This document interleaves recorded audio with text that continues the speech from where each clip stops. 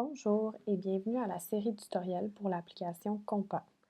Dans ce deuxième tutoriel, nous vous montrerons à ajouter du contenu à la bibliothèque de contenu de votre proche à partir de l'application et à utiliser l'application de façon plus globale. Commençons tout de suite. Dans ce tutoriel, vous verrez les mains de quelqu'un manipuler l'application. Pour commencer, veuillez vous connecter en utilisant l'adresse courriel et le mot de passe créés lors des étapes précédentes sur le site Internet. Appuyez sur le nom de votre proche si vous avez déjà créé son dossier de bénéficiaire à partir d'Internet ou sur Ajouter un bénéficiaire pour l'ajouter à partir de la tablette. Veuillez vous référer au procédurier Bâtir sa bibliothèque de contenu Compa à la section Créer le dossier de votre proche à partir du iPad si vous avez des difficultés avec cette étape. Appuyez sur Ouvrir une session. Vous verrez, à gauche, le menu Cacher Sortir.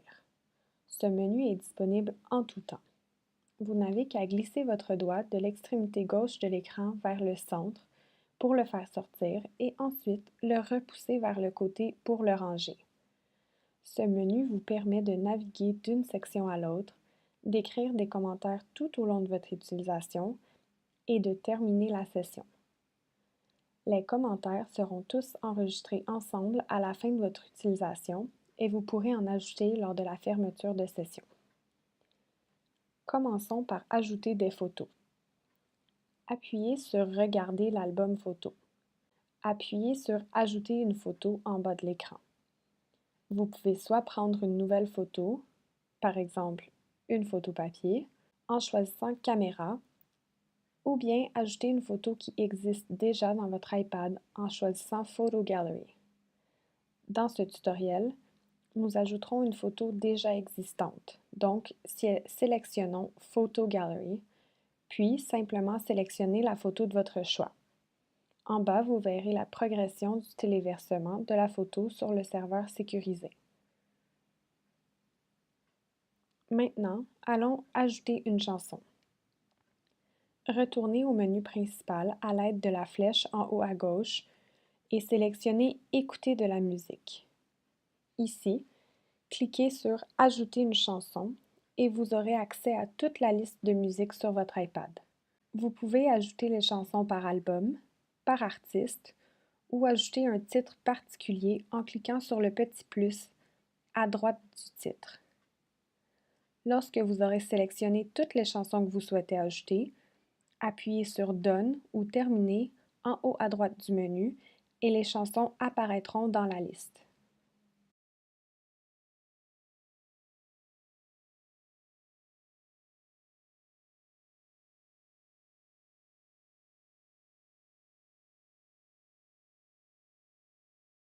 Pour ajouter des vidéos, il faut absolument passer par le furteur Internet. Ces étapes seront adressées dans le troisième tutoriel. Donc maintenant, allons voir comment utiliser plus globalement l'application. Retournez encore une fois au menu principal à l'aide de la flèche en haut à gauche. Nous avons maintenant rempli nos bibliothèques de contenu avec des photos, des chansons et des vidéos. Allons y jeter un coup d'œil. Appuyez sur Regarder l'album photo. Pour bien voir les photos, vous pouvez les agrandir en plein écran. Pour ce faire, utilisez le bouton dans le coin inférieur droit de l'image. Passez d'une image à l'autre en glissant votre doigt. Nous vous encourageons à discuter du contenu de photo avec votre proche.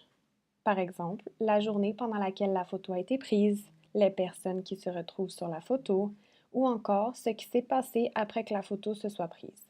Vous pouvez en tout temps prendre des notes sur le comportement de votre proche, ce qu'elle dit, ses émotions dans le menu caché. Cliquez sur Sauvegarder à la fin de votre note et retournez à la photo en appuyant sur Photo, ou vous pouvez aussi changer de rubrique. Lorsque vous avez terminé de naviguer dans l'album photo, vous pouvez utiliser à nouveau le bouton en bas à droite pour miniaturiser la photo et utiliser la flèche en haut à gauche pour retourner au menu. Pour aller écouter de la musique, appuyez sur Écouter de la musique et sélectionnez la chanson de votre choix dans la liste. La chanson commencera automatiquement.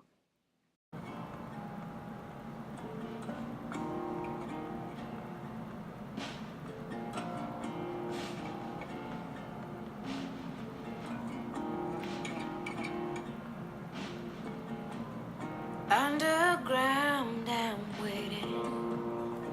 Vous pouvez changer de chanson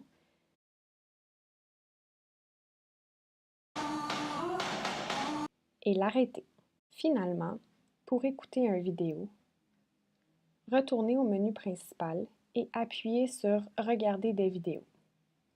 Ces vidéos ont été ajoutées à partir de la session Internet. Ils proviennent de YouTube. Vous pouvez ajouter des vidéos publiques de YouTube et aussi vous créer un compte privé à partir duquel vous pourrez téléverser des vidéos privées. Le tutoriel numéro 3 explique ces étapes. Pour regarder une vidéo, il faut simplement appuyer dessus et il démarre automatiquement.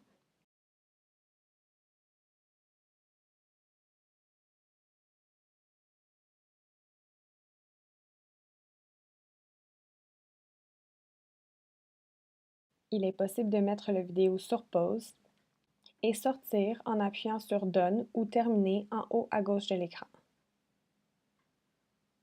Pour changer de rubrique, encore une fois, vous pouvez utiliser le menu caché ou utiliser la flèche en haut à gauche de l'écran. Pour quitter la session, veuillez sortir le menu caché et appuyer sur Terminer la session en bas de celui-ci. Un court questionnaire apparaîtra. Vous pouvez, au choix, décider de ne pas le remplir. Ce questionnaire permet d'assurer un suivi et donne un aperçu sur l'évolution de la communication de votre proche, ce qui est également un bon indicateur de l'évolution cognitive. Le questionnaire se remplit rapidement et les explications se trouvent à même le questionnaire. Lorsque c'est complété, appuyez sur Sauvegarder et le tour est joué. Vous serez renvoyé à la fenêtre principale et vous pourrez ensuite vous déconnecter. Pour résumer, dans ce tutoriel, nous avons vu comment ajouter du contenu à la bibliothèque de contenu de votre proche à partir de l'application et à utiliser l'application de façon plus globale. N'hésitez pas à regarder notre troisième tutoriel qui explique comment bâtir la bibliothèque de contenu à partir de la session Internet.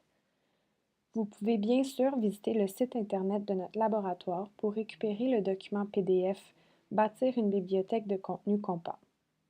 Merci d'avoir écouté ce tutoriel. J'espère qu'il vous aura été utile.